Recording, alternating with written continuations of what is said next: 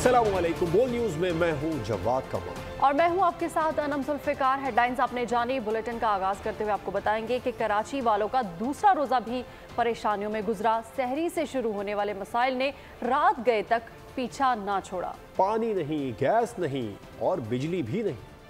दूसरा इफ्तार गुजर गया करते करते गैस का इंतजार। एलपीजी की खरीदारी के लिए लगी रही कतार। खवातीन भी घरों में बेजार। वही मसले, वही परेशानियां। शहरियों का दूसरा रोजा भी मुश्किलात से लड़ते गुजरा। सहरी से शुरू होने वाले मसाइल ने रात गए तक पीछा न छोड़ा। सहरी में भी गैस न मिली। कई खानदानों ने बगैर खाए पिए रोजा रखा। रोजगार है नहीं, ना सहरी के टाइम आती है और ना इफ्तारी के टाइम आती है गैस। हर आदमी परेशान है। छोटे छोटे औरतें बच्चे पानी, देखो ये गैस की टंकी लेके जा रहे हैं। ये पाकिस्तान ने तरक्की करी है। पानी पैसों का लें या खाना लें, किराया भरे, क्या करें। तो ये सब ऐसे ही पड़ा हुआ है। हमने बाहर से मंगाया है सारा सामान। कब तक मंगाए इतनी महंगाई में। वुजू कैसे करें, नल का खोलो तो पानी नहीं। मसाइल भरी दास्तान कराची यहीं खत्म नहीं हुई। माह मुबारक में शैतान तो बंद है, लेकिन बिजली की लोड शेडिंग का जिन बोतल से बाहर। नमाज़े तरावी के लिए जाने वाले बगैर बिजली बाजमात खड़े रहे। ना गैस है, ना पानी है, ना लाइट है, ना बिजली है, ना गैस है, कुछ भी ना पानी है।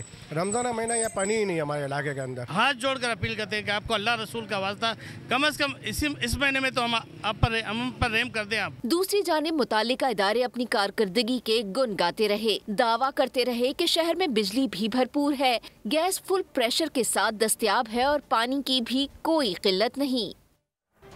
अशिया खुरोनोश की कीमतों को कंट्रोल किया जाए। डिप्टी कमिश्नर्स मसनूई महंगाई पर काबू पाएं। वज़ीर आला सिंध ने हिदायत कर दी है। वज़ीर आला की ज़ेर सदारत इजलास में कमिश्नर ने ब्रीफिंग दी। बताया कि 250 से ज़ायद बचत बाजार कायम किए हैं। मुराद अली शाह ने बचत बाजारों को मुनज़्ज़म और मौसर तरीके से रेगुलेट करने का हुक्म दिया और कहा कि डिप्टी कमिश्नर्स मार्केट्स के दौरे करें ताकि अशिया की कीमतें मुस्तहकम रहें। बड़े स्टोर्स को भी कीमतें मुनासिब रखने का पाबंद बनाया जाए। वज़ीर आला ने रमज़ान में गैस की बंदिश पर तशवीश का इजहार किया।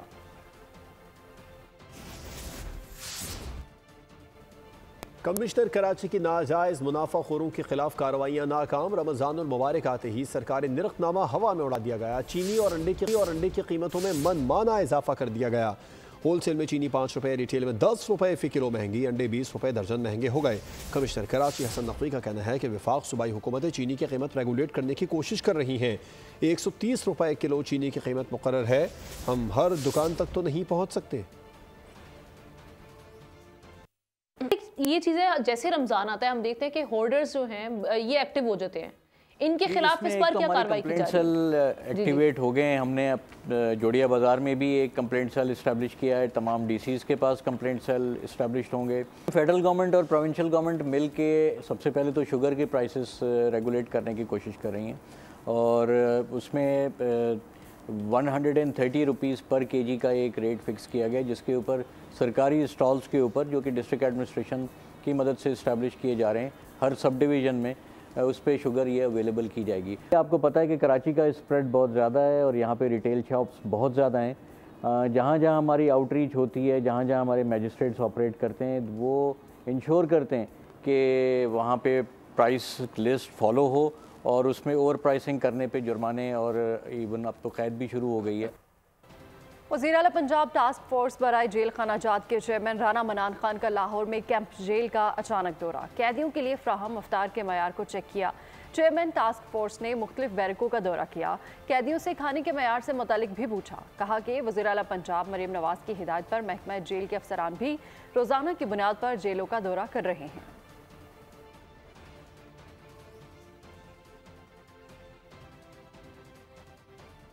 पाकिस्तान समेत दुनिया भर में मुसलमान रमज़ान करीम के रोज़े रख रहे हैं। दुनिया के मुख्तलिफ ममालिक में रोज़े का दौरानिया अलग अलग है, जबकि ग्रीनलैंड के मुसलमान 16.5 घंटे का तवील रोज़ा रख रहे हैं।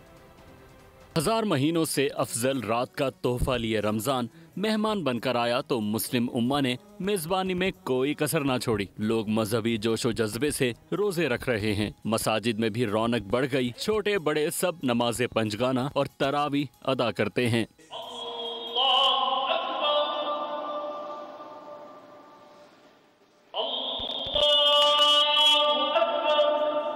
पाकिस्तान में मुकद्दस महीने के रोजे का दौरानिया 13 घंटे से शुरू हो चुका। इख्तिताम रमजान तक दौरानिया करीब 13.5 घंटे तक का हो जाएगा। रवां बरस सबसे तवील रोजा ग्रीनलैंड में होगा, जहां मुसलमान 16 घंटे 31 मिनट का रोजा रखेंगे। दिलचस्प बात यह है कि ग्रीनलैंड में पहला रोजा करीब 13 घंटे का होगा। आइसलैंड में आखिरी रोजा 16.5 घंटे, जबकि फिनलैंड में आखिरी रोजा 15.5 घंटे तवील होगा। रूस, काजाकिस्तान, पोलैंड, बरतानिया, तुर्की, स्विट्जरलैंड, ब्रसेल्स और रोमानिया में रोजे का दौरानिया 14 घंटे होगा। ट्यूनिस, अलजायर, ईरान, अफगानिस्तान, भारत, बांग्लादेश, शाम, इराक, मिस्र, कतर, मुत्तहिदा अरब अमारात, फलस्तीन, यमन और सऊदी अरब में रोजे का दौरानिया 13 घंटे तक महदूद होगा। स्वीडन में भी रमज़ान की रौनकें उरूज पर है। शॉपिंग सेंटर्स में रमज़ान के मुनासिबत से खूबसूरत सजावट, दुकानों में भी रमज़ानुल मुबारक से मुतालिका अशिया की वसी रेंज मौजूद है। खजूरें, पकौड़े, समोसे, जलेबी और दीगर रवायतें खाने वाफर मिक़दार में दस्तियाब है। मुस्लिम मराकिज़ में रोज़ाना इफ्तारी का एहतमाम भी किया जाता है, जहाँ पाकिस्तानी कम्यूनिटी के लोग इकट्ठे होकर इफ्तार करते हैं और रमज़ान की बरकतों से लुत्फ़ अंदोज़ होते हैं। और आपको बताएं कि कराची में अगवा और कत्ल किए गए मासूम सारिम की postmortem DNA chemical examination report सब मुकम्मल हो चुकी। बच्चे के कातिल अब तक पकड़े नहीं गए। मासूम सारिम के वालिद ने कराची प्रेस क्लब और गवर्नर हाउस के सामने एहतजाज का ऐलान कर दिया। मज़ीद तफसीलात साद गुज्जर की इस रिपोर्ट में देखिए। कराची के 7 साला सारिम का अगवा के बाद कत्ल, 2 माह गुजरने के बाद भी वालदैन इंसाफ के मुंतजिर। मकतूल सारिम के वालदैन ने नॉर्थ कराची में अपनी रिहाइश गाह के करीब एहतजाज किया। सारिम के वालिद का कहना था कि हमारे बच्चे के कातिल अब तक नहीं पकड़े जा सके। पुलिस तफ्तीश क्यों नहीं कर रही? कल तक मालूमात ना मिली तो कराची प्रेस क्लब जाकर धरना देंगे। इंसाफ ना मिला तो गवर्नर हाउस भी जाएंगे। FIR भी कटवाई, सारी चीजें अपनी करी जो मुझसे हो सकी, लेकिन फिर भी मेरे बच्चे के कातिल को अभी तक पुलिस नाकाम ही रही है पकड़ने में। सारिम की वालदा का कहना था कि postmortem DNA chemical examination reports मुकम्मल हो चुकी। किसी कमेटी ने अब तक हमसे कोई राब्ता नहीं किया। हमें ये बताए ना, इंसाफ कहाँ से ले हम? किसके पास जाए इंसाफ के लिए? किसका दरवाजा खटखटाए? या छोड़ दे हम खुले? हम कातिल घूम रहा है, हम ये कर रहे हैं, हम फलाना कर रहे हैं, हम DNA कर रहे हैं, लेकिन कातिल नहीं लेकर आ। 7 साला सारिम 7 जनवरी को रिहायशी इमारत से लापता हुआ, जिसके बाद उसकी लाश अपने ही अपार्टमेंट के पानी के टैंक से 18 फरवरी को मिली। कैमरामैन दानिश शकील के हमरा साद शरीफ गुज्जर, बोल न्यूज़, कराची। मुस्तफ़ा आमिर कत्ल केस की बात कर लेते हैं, जिसके मुल्जिम शिराज ने इल्ज़ाम आयद किया है कि उस पर एतराफ़ी बयान दिलवाने के लिए दबाव डाला जा रहा है। शिराज ने बताया कि मैं इस केस का गवाह हूँ, मेरे सामने अरमगान ने मुस्तफ़ा आमिर को कत्ल किया। मुल्जिम के बयान पर अदालत ने तफ्तीशी अफसर की मुल्जिम शिराज के एतराफ़ी बयान की दरख्वास्त मुस्तरद कर दी। एतराफ़ी बयान के लिए दबाव डाला जा रहा है। कहा जा रहा है कि एतराफ़ करोगी तो सज़ा कम मिलेगी। मुल्जिम शिराज ने दौरान समाअत सब बता दिया। कहा, मैं मुल्जिम नहीं, चश्मदीद गवाह हूँ। जुडिशल मजिस्ट्रेट जुनूबी के रूबरू मुस्तफ़ा आमिर के अगवा और कत्ल केस की समाअत हुई। मुल्जिम शिराज ने बताया वो बेबस और लाचार था। मेरे सामने मुल्जिम अरमगान ने मुस्तफ़ा आमिर को कत्ल किया। मैं कुछ नहीं कर सकता था, मुझे इस केस में फंसाया जा रहा है। अरमगान ने लोहे की रॉड से मारा, फिर इसे गन पॉइंट पर बलूचिस्तान लेकर गया, वहाँ गाड़ी समेत जला दिया। मुल्जिम ने बताया इसने आज तक जो पुलिस को बताया वो गवाह बनकर बताया था। मुल्जिम के बयान पर अदालत ने तफ्तीशी अफसर की मुल्जिम शिराज के एतराफ़ी बयान की दरख्वास्त मुस्तरद कर दी। दौरान समाअत मुल्जिम शिराज ने अदालत के सामने एतराफ़ जुर्म से इनकार किया। कराची के इलाके बोट बेसन पर शाहजैन मरी का शहरी पर तशद्दुद का मामला, दोनों फरीकैन के दरमियान सुलह हो गई। ज़राए के मुताबिक मुद्दई मुकदमा बरकत अली सोमरो ने रासीनामा कर लिया। फरीकैन के मबैन रासीनामे की कॉपी भी सामने आ गई। साउथ पुलिस का कहना है कि ताहाल इस रासीनामे का कानूनी तौर पर पता नहीं चला। मुल्जिम शाहजैन अगर कराची में मिला तो उसे ज़रूर गिरफ्तार किया जाएगा। केस का चालान भी मुतलका अदालत में जमा कराया जाएगा। वाक़े का मुकदमा 21 फरवरी को बरकत अली की मुद्दत में दर्ज किया गया था।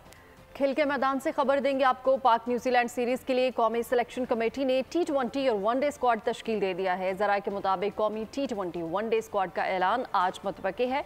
सिलेक्शन कमेटी के member Aqib Javed press conference में खिलाड़ियों के नामों का ऐलान करेंगे। ज़राए का कहना है कि कौमी T20 स्क्वाड में बहुत तब्दीलियां की गई हैं, जिसके तहत बाबर आजम और मोहम्मद रिजवान को T20 स्क्वाड का हिस्सा नहीं बनाया जाएगा। शाहीन शाह अफरीदी, हारिस रऊफ को वनडे स्क्वाड का हिस्सा नहीं बनाया जाएगा। मोहम्मद रिजवान को T20 की कप्तानी से हटाए जाने का इम्कान है। तो चैंपियंस ट्रॉफी का पहला सेमीफाइनल आज ऑस्ट्रेलिया और भारत के दरमियान दुबई में होगा। मैच दिन 2 बजे शुरू होगा। इवेंट के ग्रुप स्टेज पर दोनों टीमों ने कोई मैच नहीं हारा। भारत ने अपने तीनों मैचेस में कामयाबी हासिल की। ऑस्ट्रेलिया ने इंग्लैंड को हाई स्कोरिंग मैच में शिकस्त दी। जनूबी अफ्रीका और अफगानिस्तान के खिलाफ इसके मैचेस वॉश आउट हुए। आईसीसी इवेंट्स में फतुहात के एतबार से कैंगरूज को भारत पर बढ़तरी हासिल है। 7 मार्कों में से 4 में ऑस्ट्रेलिया ने कामयाबी अपने नाम की, 3 में भारत ने फतह हासिल की। सब्सक्राइब करें और बेल दबाएं ताकि कोई खबर रह न जाए।